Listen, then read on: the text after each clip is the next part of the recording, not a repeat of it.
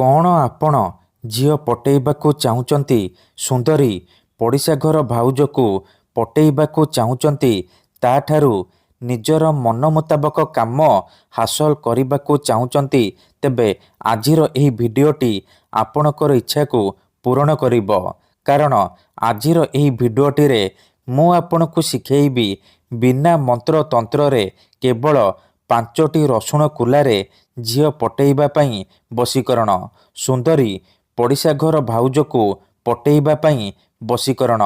ଏହି ବଶୀକରଣ ଏତେ ଶକ୍ତିଶାଳୀ କି ଏହାର ପ୍ରୟୋଗ କେବେ ବି ଖାଲି ଯାଏନି। ଯିଏ ବି ଏହି ବଶୀକରଣ କରିଛି ସଫଳ ହେଇଛି।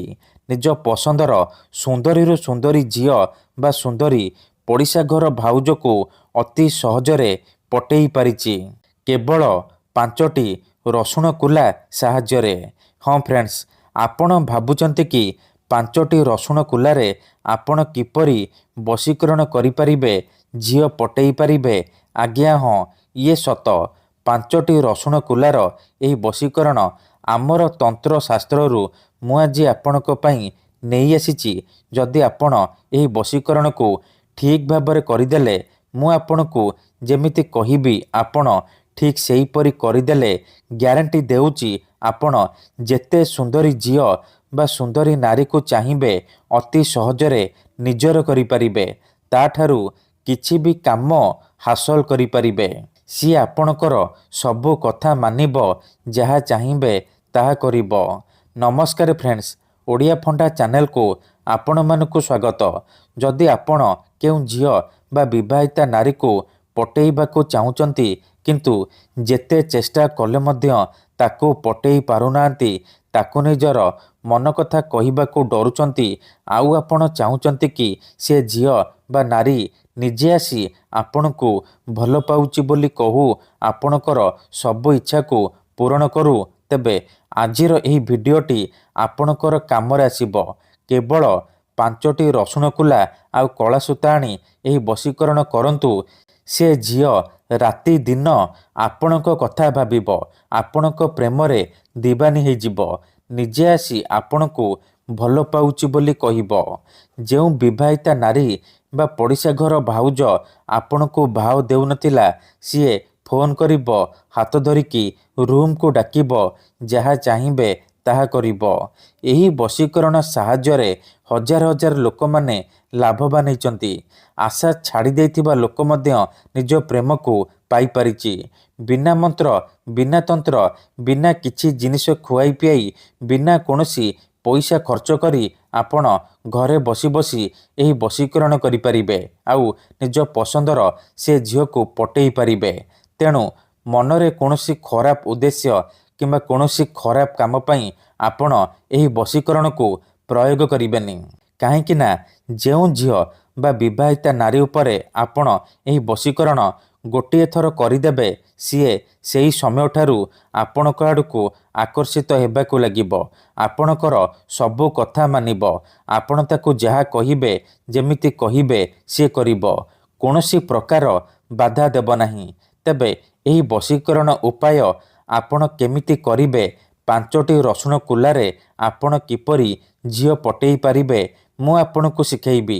ଜାଣିବା ପାଇଁ ଏହି ଭିଡ଼ିଓଟିକୁ ମୂଳରୁ ଶେଷ ପର୍ଯ୍ୟନ୍ତ ଧ୍ୟାନ ସହିତ ଦେଖନ୍ତୁ। ଅଧାରୁ ଛାଡ଼ିକି ପଳେଇଲେ, କାଟି କାଟି ଦେଖିଲେ ଆପଣ କିଛି ବି ବୁଝିପାରିବେନି। ପରେ କମେଣ୍ଟ କରିବେ ଆପଣଙ୍କର ବଶୀକରଣ କାମ କରୁନି। ଦେଖନ୍ତୁ, ମୁଁ ଆପଣଙ୍କୁ ସବୁ ଭିଡ଼ିଓରେ କହୁଛି, ଯେଉଁପରି ଆପଣ ଭଗବାନଙ୍କୁ ମାନୁଛନ୍ତି, ଭଗବାନଙ୍କ ଉପରେ ବିଶ୍ୱାସ ରଖିଛନ୍ତି, ନିଜର ସବୁ ଦୁଃଖ କଷ୍ଟ ଅସୁବିଧା ଭଗବାନଙ୍କୁ ଜଣାଉଛନ୍ତି, ଯଦି ସେ ଅସୁବିଧାର ସମାଧାନ ନ ହେଲା ତାହାର ମାନେ ନୁହେଁ କି ଭଗବାନ ନାହାନ୍ତି। ସେହିପରି ମନ୍ତ୍ର ତନ୍ତ୍ର ହୁଏ, ବଶୀକରଣ କାମ କରେ, କିନ୍ତୁ ଏହାକୁ ଆପଣଙ୍କୁ ସିଦ୍ଧ କରିବାକୁ ପଡ଼ିବ, ପ୍ରୟୋଗ ବିଧିକୁ ଠିକ୍ ଭାବରେ କରିବାକୁ ପଡ଼ିବ। ମୁଁ ଆପଣଙ୍କୁ ଯେମିତି ଶିଖେଇବି ଆପଣଙ୍କୁ ଠିକ୍ ସେହିପରି କରିବାକୁ ପଡ଼ିବ। ତେବେ ଯାଇ ମୁଁ ଆପଣଙ୍କୁ ଗ୍ୟାରେଣ୍ଟି ଦେଉଛି ଆପଣ 100ରୁ 100% ସଫଳ ହେବେ। ଯଦି ଗୋଟିଏ ଥରରେ ଆପଣଙ୍କର ବଶୀକରଣ କାମ କରୁନି, ଦ୍ୱିତୀୟ ଥର ଚେଷ୍ଟା କରନ୍ତୁ, ନିହାତି ଭାବେ ସଫଳ ହେବେ।